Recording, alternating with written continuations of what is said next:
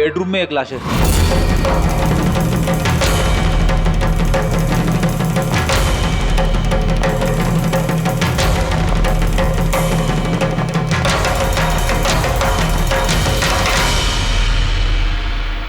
आवाज सुन के उठने की कोशिश की होगी, यहीं पे मार दिया।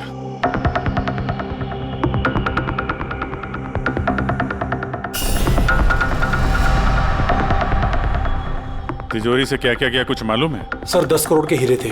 2 हफ्ते पहले मैंने पॉलिश के लिए दिए थे, सारे के सारे चले गए। हीरे? सर बाथरूम में हथियार है।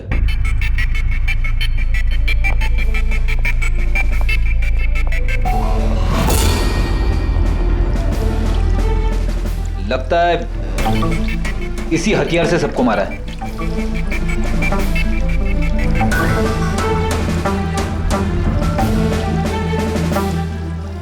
अच्छा खासा साफ कर दिया है, वो भी साबुन से। लगता नहीं इस पे कोई सुराग मिलेगा। बहुत ही खतरनाक खूनी है यार। पहले 3 खून करता है, अबे यहीं बाथरूम में बैठ के हथियार साफ करता है। साइकोपैथ। अच्छा, इन हीरों के बारे में कोई और भी जानता था? सर 3 लोग जानते थे। कौन है? आइए बताता हूँ सर। एक सेठ भाई का भतीजा करुणेश, 2 एम्प्लॉय थे, सतीश और सर मानिक। आइए सर मैं दिखाता हूँ।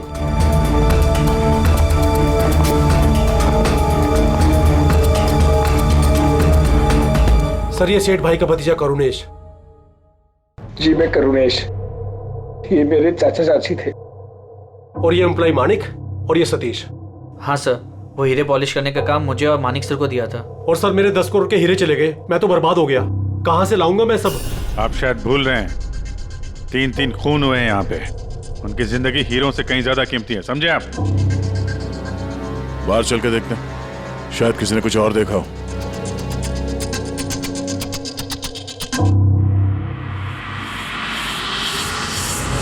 हमें कल रात की सीसीटीवी फुटेज चाहिए। ये कैमरा चल रहा है ना? हाँ साहब, लेकिन कल रात 2 से 3 बजे के बीच लाइट कट गई थी साहब।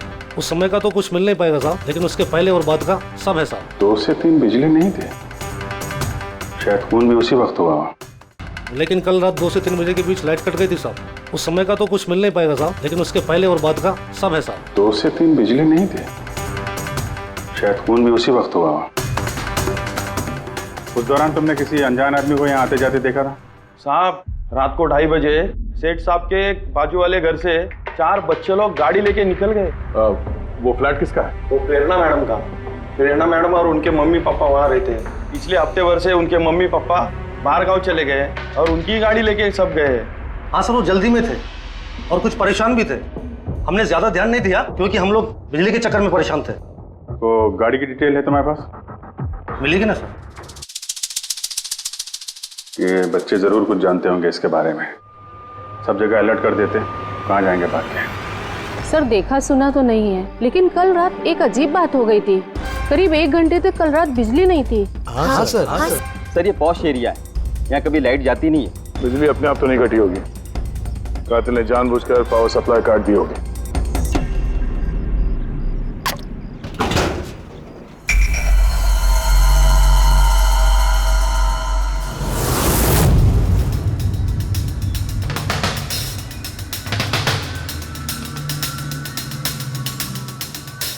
सर ये देखिए, छेड़छाड़ तो हुई है। जिस आदमी ने ये वायर काटा है उस आदमी को बहुत अच्छे तरीके से पता था कि अगर ये वायर काटेगा तो पूरे एरिया की लाइट चली जाएगी। और हर सोसाइटी की भी। जी ठीक है, थैंक यू। साफ है, किसी ने रात को 2 बजे इस जंक्शन बॉक्स से पावर सप्लाई कट कर दिया था, जिससे सोसाइटी का जो सीसीटीवी कैमरा है वो ऑफ हो जाए। उसके बाद वो कंपाउंड में घुसा और मिस्टर सेठ के घर में घुस गया। और करीब 2:15 2:30 बजे खून किया होगा, हीरे चुराए और वहां से निकल गया होगा। और फिर 3 बजे बिजली आ गई वापस।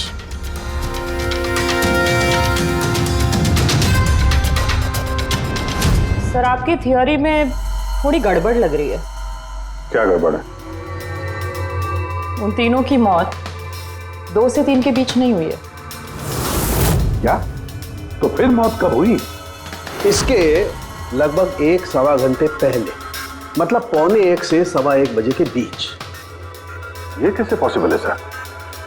इन तीनों की बॉडी का टेम्परेचर और बॉडी के अंदर की स्थिति यही बताती है कि इनकी मौत 1:15 से 1:15 बजे के बीच में ही हुई। और तो और ये मिस्टर सेठ की घड़ी, हमले के बाद इन्होंने जरूर कातिल के वार को अपने हाथों से रोकने की कोशिश की होगी और किसी धक्के से इनकी घड़ी बंद पड़ गई होगी। इस बंद घड़ी का समय दिखा रहा है 12:55। 12:55? तो अगर मौत 1:15 से 1:15 बजे के बीच हुई तो कातिल उसके पहले आया होगा। लेकिन बिल्डिंग की लाइट तो 2 बजे तक चल रही थी सर, और सीसीटीवी कैमरे भी काम कर रहे थे, और बिल्डिंग में सिक्योरिटी भी काफी अच्छी है सर। और सर एक वॉचमैन तो मिस्टर सेठ के घर के नीचे ही खड़ा था। हमने तो सीसीटीवी फुटेज चेक किया था, 2 बजे तक तो कातिल अंदर आया नहीं, तो आया कब? और फिर कातिल ने मर्डर करने के 1 घंटे बाद पावर कट क्यों किया? रेडी? हाँ रेडी। अच्छा, वेरी गुड सर। रेडी ने उन चारों बच्चों को पकड़ लिया है, शहर से बाहर भागने की कोशिश कर रहे थे, वाशी ब्रिज के पास पकड़ लिया उन्हें। Great work. चारों को यहाँ ब्यूरो में लेकर आने को कहो।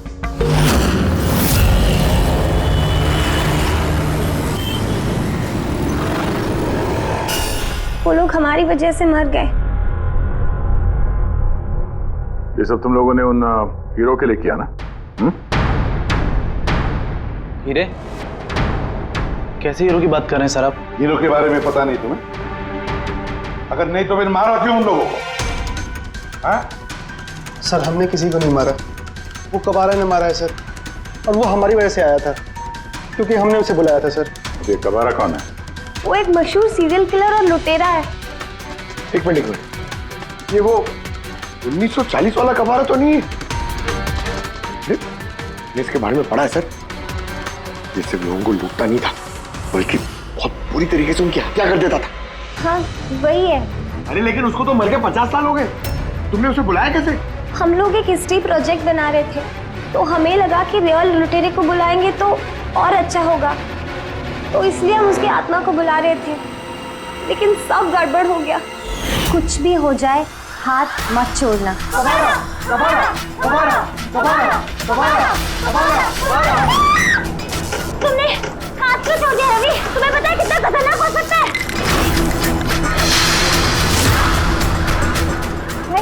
रेजिस्टेंस। कबारा, कबारा, कबारा, कबारा, कबारा, कबारा, कबारा। सर, फिर कुछ धड़ से आवाज आई और हमने उधर देखा तो वहाँ कबारा की परछाई थी। आत्मा बुला रहे थे। चुप चुप। बुद्ध को बुला रहे हैं। अब तुम लोग पढ़े लिखे हो ना, ऐसे सब बातों पर विश्वास करते हो? 50 साल पहले मरे हुए आदमी की आत्मा आती है, खून कर जाती है और हीरे लेकर भाग जाती है। अरे ऐसे कभी होता है? सर उस साये को मैंने अपनी आंखों से देखा था, उसका मुंह, आंख, नाक कुछ भी नहीं था सर। कितने बजे देखा था उसे?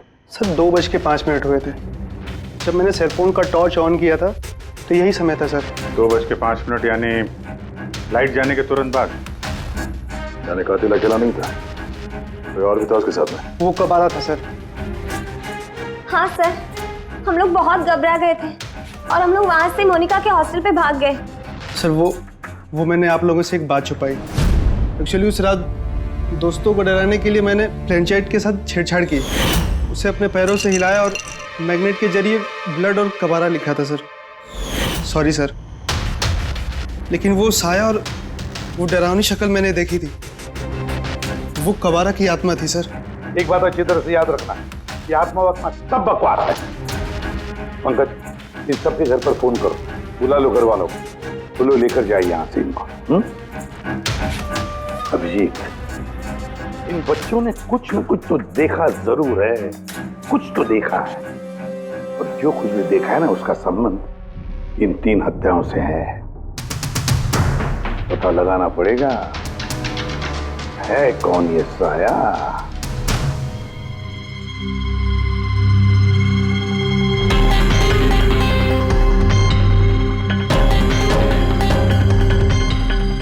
लगता है उन लोगों ने खूनी को देखा होगा। हाँ सर, और खूनी कब आ रहा है? अरे यार बालकनी में चल के देखते हैं, कोई ना कोई सबूत छोड़ के गया होगा तुम्हारा कबारा।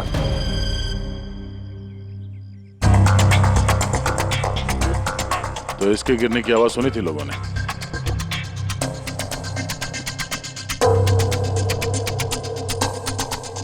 सर वो सेठ जी की बालकनी है, तो खूनी वहां से भागते हुए यहाँ पर आया होगा, तभी ये गमला गिर के टूट गया होगा।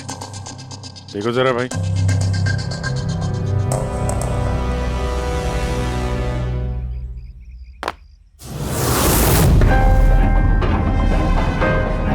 सर निशान क्लियर तो नहीं है, लेकिन लगता है ये 7 नंबर का जूता है। पैर काफी छोटा है, मतलब ऊंचाई कुछ ज्यादा नहीं होगी इसकी। चाहे वो छोटा हो लेकिन ताकतवर तो है, जिस हिसाब से खून किया उसने। क्या लगता है पंकज, कुछ कहना है? ये जूते का निशान किसी आदमी का है या आत्माओं ने आजकल जूते पहनने शुरू कर दिए? नहीं सर, जो आप बोल रहे हैं वो सही है, लेकिन वो बिना आंख नाक मुंह वाली साया, सर वो क्या था? तो इसमें कौन सी बड़ी बात है? तुम अपने चेहरे पे ये लगा लो, ये लो। ना आंख है ना नाक है, एकदम साया और अंधेरा था। उनको भी लगा कि वो खूनी कोई आत्मा थी। एक तो वो लोग प्लेनचेट खेल रहे थे, ऊपर से लाइट चली गई। एक साया दिखा तो दिमाग तो उल्टा सीधा ही सोचेगा ना। जरा सोचो, एक आत्मा को 10 करोड़ के हीरे की क्या जरूरत है? क्या करना है उसको? ये काम किसी आत्मा का नहीं, किसी इंसान का है। रात के 12:55 को मिस्टर सेठ, मिसेस सेठ और उनका नौकर रामू, इन तीनों के खून हो गए। फिर रात के 2 बजे जंक्शन के मीटर बॉक्स से किसी ने छेड़छाड़ की और फिर रात के 2:05 पर खूनी को प्रेरणा के बालकनी से भागते हुए देखा अदनान। सवाल ये उठता है कि सर खूनी घर के अंदर कब गया? सर हमारे पास रात के 2 बजे तक का सीसीटीवी फुटेज है सर। दोपहर के बाद घर के पास कोई आया ही नहीं, खिड़की दरवाजे सब बंद थे, कोई एंट्री हो ही नहीं सकती। ये तो ऐसा ही हुआ जैसे 12:55 को खूनी जादू से घर के अंदर प्रकट हुआ और सबको मार दिया। क्या कहा तुमने फ्रेडी? क्या कहा? कुछ नहीं सर। फ्रेडी बिल्कुल सही कहा तुमने, खूनी ने ऐसे ही किया होगा, बिल्कुल ऐसे ही किया होगा। मतलब काबरा का भूत? चुप, काबरा का भूत? मेरे कहने का मतलब है कि खूनी कत्ल की रात पहले से ही वहां मौजूद था, बाहर नहीं निकला था वो। यानी घर के अंदर था कोई आदमी? लेकिन सर घर के तो सारे लोग मारे गए। कोई और दया, कोई और था जो कत्ल की रात से पहले ही कमरे के अंदर बैठा था, बाहर नहीं निकला था। एक काम करते हैं, सीसीटीवी फुटेज चेक करते हैं, देखते हैं कत्ल के 2-4 दिन पहले कौन कौन मिस्टर और मिसेस सेठ के घर आया था। और दया, अभिजीत, तुम सेठ के घर जाओ और देखो कहीं कोई छुपने की जगह है क्या।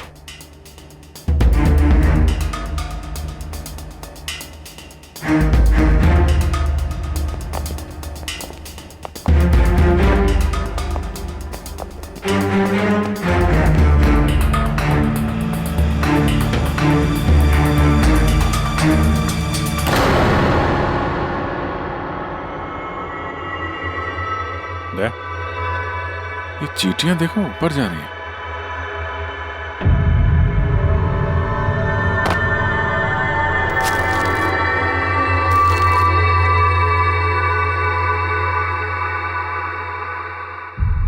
Dry fruits?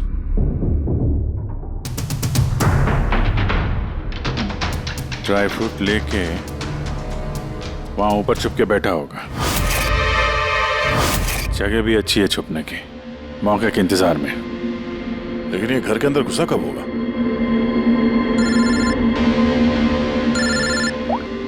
हाँ सर,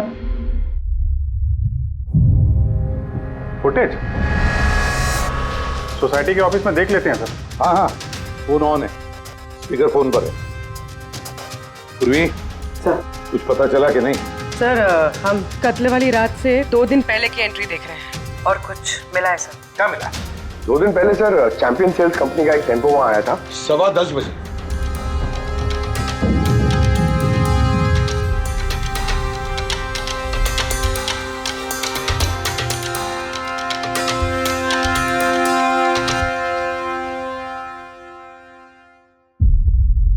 और सर उसके दूसरे दिन यानी कत्ल से एक दिन पहले चैंपियन सेल्स का टेक्नीशियन मिस्टर सेठ के घर आया था। 1 घंटे रुका रहा और फिर चला गया।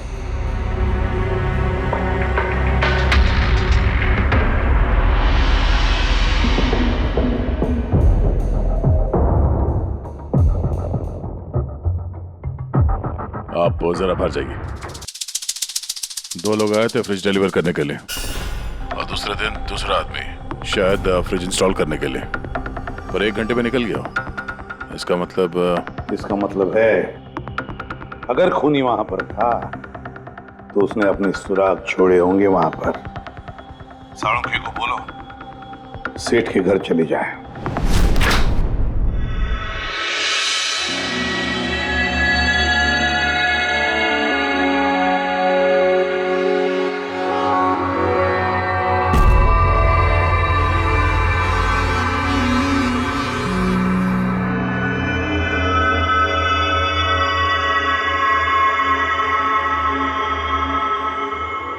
कुछ मिला डॉक्टर साहब? हाँ मिला, इलेक्ट्रोलाइट्स। हाँ, सोडियम, क्लोराइड, यूरिया, वो सभी कुछ जो एक आदमी के पसीने में होता है। अच्छा, इसका मतलब कि खूनी जो है वो इस फ्रिज के अंदर बैठ के आया। जब डिलीवरी हुई फ्रिज की, उसके अंदर छुप के आया और घर में घुस गया। हाँ सर, कुछ दिन पहले मैंने नया फ्रिज लिया था। कंपनी वाले डिलीवरी के बाद फ्रिज खोलने नहीं देते और 1-2 दिन के बाद जब इंस्टॉलेशन वाला आता है वो फ्रिज खोलता है। तभी मिस्टर सेठ और उनके घर वालों को पता नहीं चला कि कोई और घर के अंदर घुस के बैठा है। बिल्कुल, वो आदमी फ्रिज में घुस करके बैठा होगा। फ्रिज में उसे गर्मी लगी, गर्मी से पसीना आया और वो पसीना फ्रिज में रह गया। लेकिन सालू साहब, फ्रिज का कार्टन तो सील होता है, तो फिर खूनी अंदर आया कैसे और वो सांस कैसे ले रहा था?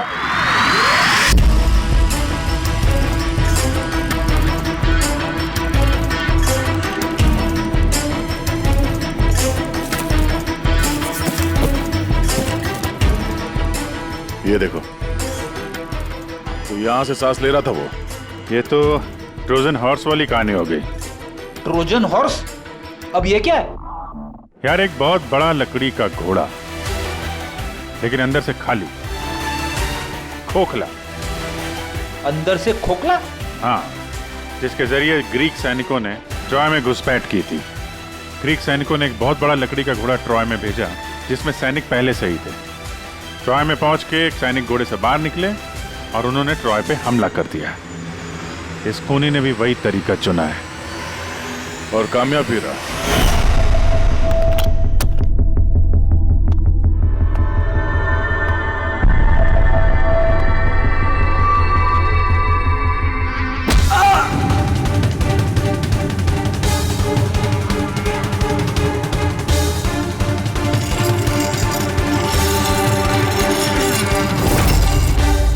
कौन हो तुम?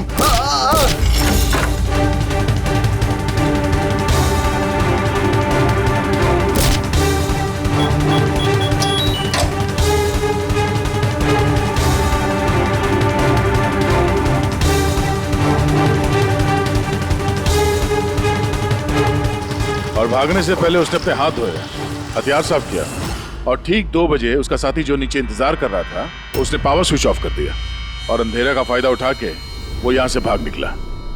भागते भागते वो प्रेरणा की बालकनी में गया, जहाँ उसने वो गमला गिराया।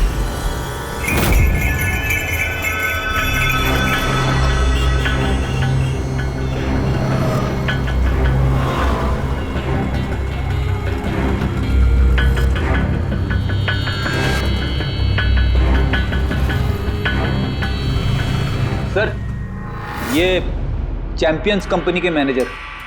सर, मैंने रिकॉर्ड अच्छे से चेक कर लिया। सेठ जी हमारे पुराने कस्टमर थे। आप मैनेजर हैं? जी सर। तुम कैलाश और मानव। जी सर। तुमने फ्रिज की डिलीवरी दी थी सेठ साहब के घर पे, है ना? जी सर। और तुम राणा हो, तुमने फ्रिज इंस्टॉल किया। जी सर। लेकिन क्या हुआ सर? मिस्टर सेठ, उनकी पत्नी और उनके नौकर का खून हो गया है। खून? लेकिन साहब हम लोगों ने तो कुछ नहीं किया था साहब। हमें तो असाइनमेंट मिला था, हमने गोडाउन से फ्रिज उठाया और उनके घर में डिलीवर कर दिया। लेकिन सर ये तुम्हारा रोज का काम है सर। हाँ सर, एक बात है, वो फ्रिज सर कुछ ज्यादा ही भारी था, तकरीबन 30-35 किलो ज्यादा था सर। हाँ सर, हम लोगों ने इस बारे में बात भी किया था सर। हम लोगों ने सोचा कोई नया मॉडल है। सर, मैंने इन लोगों का लॉगबुक चेक किया। ये दोनों 9 बजे गोडाउन पहुंचे थे और 9:30 बजे टेम्पो में फ्रिज को लोड किया और 10:15 बजे इन लोगों ने वो फ्रिज मिस्टर सेठ के घर पे डिलीवर करके वहां से निकल गए। इस दौरान तो कोई आदमी फ्रिज के अंदर नहीं जा सकता। जो भी हुआ है 9:30 से पहले ही हुआ होगा सर। सर ये खूनी रात को ही फ्रिज में घुस के बैठ गया होगा। मिस्टर राणा, आप गए थे वहां पे फ्रिज इंस्टॉल करने के लिए, तो फ्रिज के पैकिंग में आपको कुछ गड़बड़ लगी? ऐसा लगा हो कि छेड़छाड़ की गई है पैकिंग के साथ? कुछ खास नहीं था सर, बस पैकिंग अच्छी नहीं थी। कार्टन और अंदर का थर्माकोल बिल्कुल टूटा हुआ था, जैसे किसी चूहे ने काटा हो। मुझे ये बात अजीब लगी, इसलिए मैंने फ्रिज को चेक किया। फ्रिज बिल्कुल परफेक्ट था सर, उसमें कोई डैमेज या फॉल्ट भी नहीं था। इसलिए मैंने उन लोगों को ये बात नहीं बताई कि वो लोग फ्रिज वापस कर देते और हमारी कंपनी का नाम खराब हो जाता। थर्मोकोल तोड़ के दरवाजे में फंसा दिया होगा ताकि सांस ले सके। हाँ, ये फ्रिज का वजन 30-40 किलो से ज्यादा था और जूतों के निशान जो मिले वो 7 नंबर के जूतों के थे। मतलब ये आदमी कोई एवरेज कद का इंसान नहीं है, इसीलिए तो फ्रिज के अंदर फिट हो गया। मैनेजर साहब। जी सर। सेठ साहब के घर पे जो फ्रिज भेजा है बिल्कुल वैसा ही फ्रिज यहां पर मंगवा लो। ठीक है सर। ढेंचू को बुलाओ।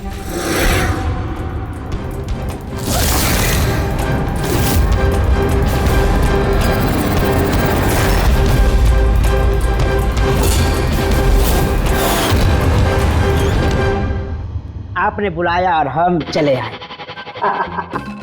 अरे वाह, कैसे हो रेचू?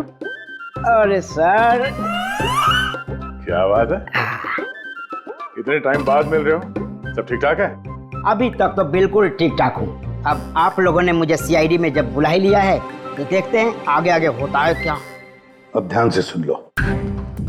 3 खून हुए हैं और हमें यकीन है कि खूनी उस फ्रिज के अंदर बैठकर चुपकर घर के अंदर घुसा, 3 लोगों का खून किया और भाग गया। इस फ्रिज के अंदर? हाँ, इस फ्रिज के अंदर। और सर? और तुम्हें हाँ, बस वैसे इस फ्रिज के अंदर जाना है और बैठना है। सर मुझे फ्रिज के अंदर जाना है? हाँ। वो फ्रिज का दरवाजा बंद हो जाएगा? बिल्कुल। तुम्हें फ्रिज के अंदर बैठकर बाहर निकलने की कोशिश करनी है। कैसे बाहर निकलोगे हमें दिखाओ। लेकिन सर थोड़ा एक गिलास पानी मिलेगा? हाँ मिलेगा, फ्रिज के अंदर जाओ, बैठकर पियो। चलो। जी जी जी सर। चल ढेचू, चल जा सूली पे। अब हो जा मरने के लिए तैयार। जा रहा हूँ सर।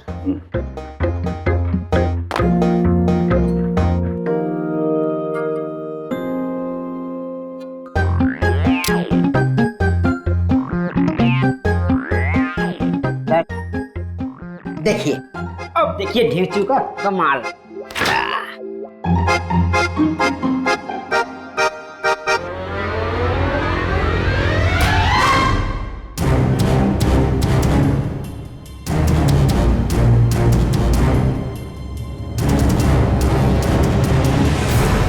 नीचू, नीचू, बाहर आने की कोशिश करो। सर अंदर से खुल नहीं रहा है, आपको हेल्प करनी पड़ेगी।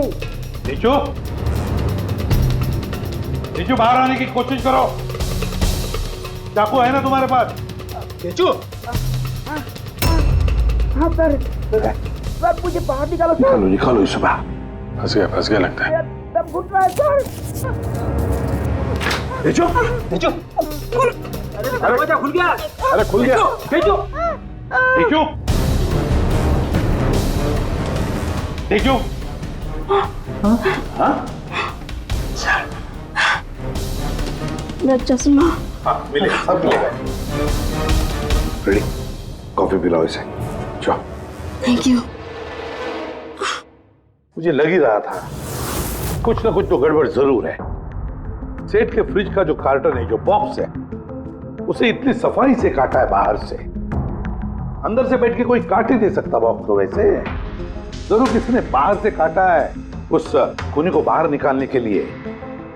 वो जो कोई भी है सर, वो फ्रिज की डिलीवरी के बाद और फ्रिज के इंस्टॉलेशन के पहले इसी बीच में आया होगा। देखो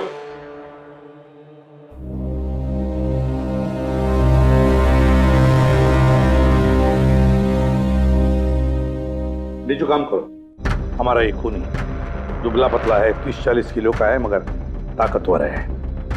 तुम्हें ऐसे आदमी को ढूंढना है जिसके पास अचानक से ढेर सारा पैसा आया है, जो जुए में उड़ा रहा है, नाच गाने में पैसे उड़ा रहा है। ऐसा आदमी वही हमारा खूनी है। सर। हाँ पूरी। सर, फ्रिज की डिलीवरी और इंस्टॉलेशन के बीच मिस्टर सेठ के घर 3 लोग आए। सर, पहला है पन्ना लाल। हाँ, पन्ना लाल सूरत से हीरे लेकर आया था और रात को मिस्टर सेठ के घर में ही ठहरा था। सर वो हीरे तो उसी के थे, वो उनके लिए खून क्यों करे? हो सकता है उसने इन हीरों का इंश्योरेंस करवाया हो और इंश्योरेंस कंपनी से दुगना फायदा कमाने के चक्कर में ये सब खेल खेला उसने। और सर दूसरा है मानिक, वो मिस्टर सेठ की कंपनी में काम करता था। हीरो की पॉलिश तो इसी ने की थी ना, क्या पता सर इसकी नीयत खराब हो गई हो। तीसरा है मिस्टर सेठ का भतीजा करुणेश। हाँ सर, ये करुणेश उनके यहाँ रहता नहीं था, उनकी कंपनी में काम करता था और हीरो के बारे में उसे सब कुछ पता था। हो सकता है लालच में आकर उसने उन लोगों का खून कर दिया। नीचू।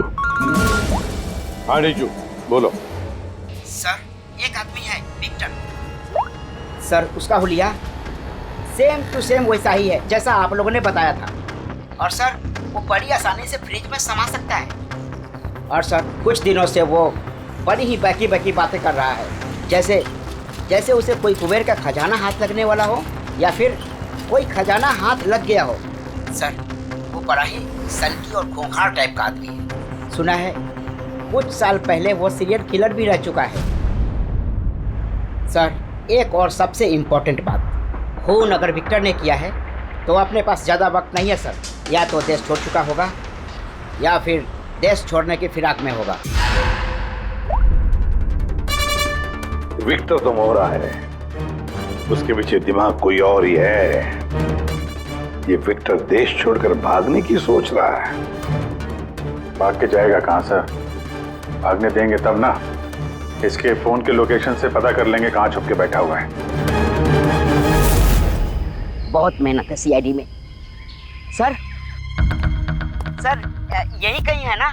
हाँ रेशो, उसके मोबाइल का लोकेशन वहीं आसपास कहीं दिखा रहा है। फोन करने के बाद से वहीं पे छुपा हुआ वो। ठीक है।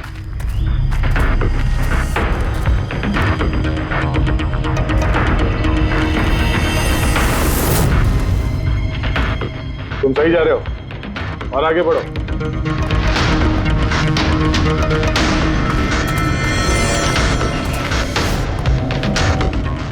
पंकज सर,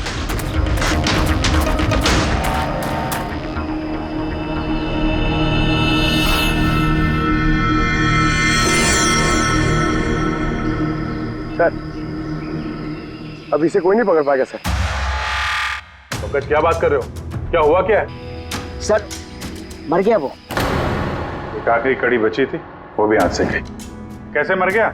सर पे किसी ने पत्थर से या किसी चीज से मारा है सर, और मर के भी बहुत टाइम हो गया सर। बॉडी से बहुत बास आ रही है, बहुत बुरी हालत में है बॉडी।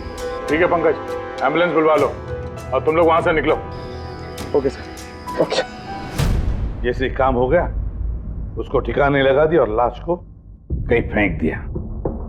सर उन तीनों मर्डर्स के बाद ही विक्टर की फोन की लोकेशन वहीं दिखा रही थी। अच्छा, किसने किसने किए होंगे खून? ये पन्नालाल, माणिक या करुणेश? पन्नालाल, माणिक या करुणेश? हाँ बोलता हूं। अच्छा ठीक है, थैंक यू। ये पन्नालाल, माणिक और करुणेश, तीनों को फोरेंसिक लैब बुला लो। असली गुनहगार कौन है इसका पता चल गया। इस कार्टन के जरिए विक्टर को उस घर में भेजा गया था और ढेचू को अंदर भेज के ये बात तो प्रूव हो गई कि विक्टर अपने आप बाहर नहीं आया था।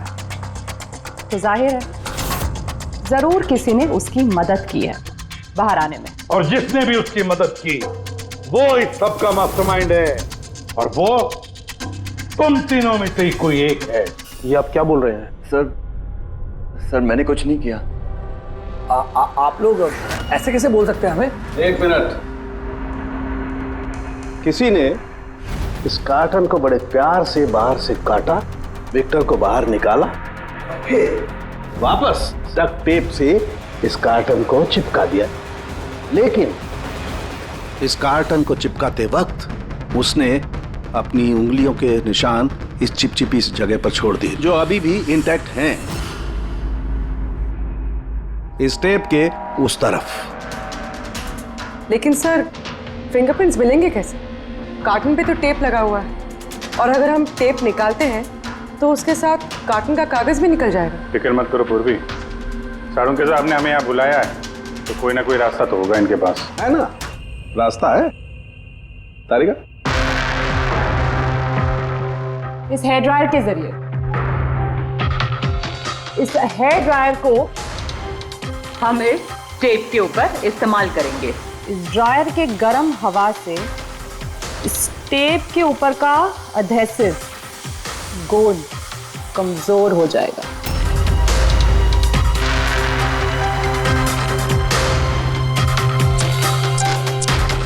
ये देखिए, फिंगरप्रिंट्स साफ साफ नजर आ रहे हैं। क्या बात है तारिका जी, कमाल कर दिया। फिंगरप्रिंट्स एकदम साफ नजर आ रहे हैं। हाँ, अब बस इनमें से मैच करने की देरी है।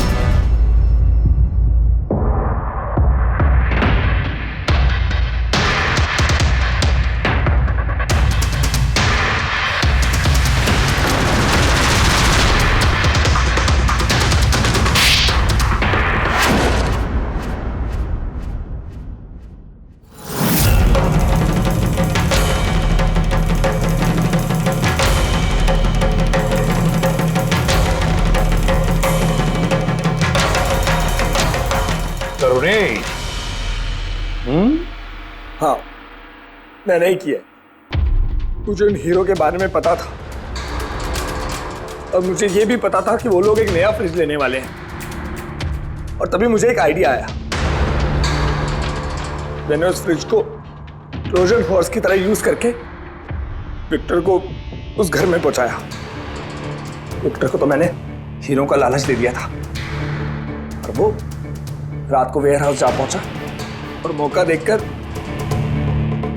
अंकल के पर्ची वाले फ्रिज में जाकर छुपकर बैठ गया। फिर डिलीवरी के बाद तुम उनके घर गए और विक्टर को फ्रिज से बाहर निकाल लिया।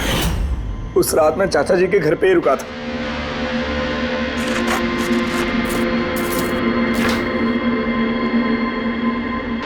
और फिर मैंने विक्टर को फ्रिज से बाहर निकाल के घर में ही छुपा दिया। करीब 1.5 दिन तक वो वहीं छुपा रहा। घर के लोग रात को सो गए तो वो बाहर निकला।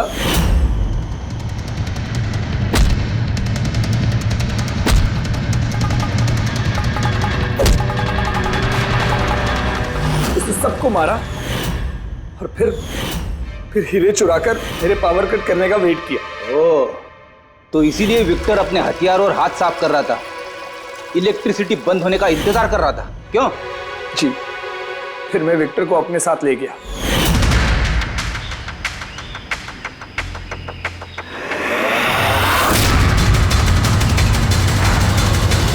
और मारने के बाद उसे फेंक दिया ताकि मुझ तक कोई ना पहुंच सके। इतना सोचा, कितनी प्लानिंग की, लेकिन अकल तुक्की पड़ गई इसकी। ये नहीं सोचा चाहे कुछ भी हो, सीआईडी वालों के हाथ तो तुम तक पहुंच ही जाएंगे। हर गुनहगार कोई ना कोई गलती करता ही है, जैसे तुमने अपनी उंगलियों के निशान छोड़ दिया ना इधर, बस हमारे लिए उतना ही काफी था। 4 खून किए तुमने हीरो की लालच में। अब भुगतो अपने कर्मों के फल, कड़ी से कड़ी सजा होगी तुम्हें, शायद फांसी।